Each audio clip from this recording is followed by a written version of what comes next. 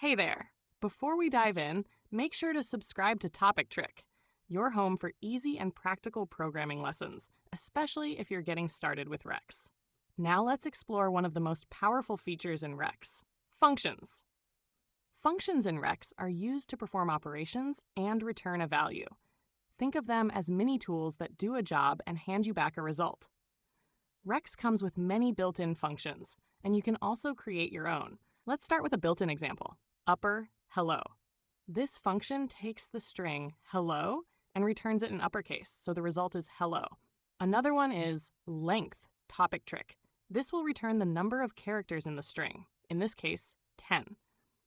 Functions are often used inside expressions like this: say length Rexx is great. That will print the length of the phrase. Now let's talk about user-defined functions. You define a function just like a subroutine, but it uses the return statement to pass a value back. For example, add parse arg a b, return a plus b. Then you can call it like this: say add 5 3, and it will return 8.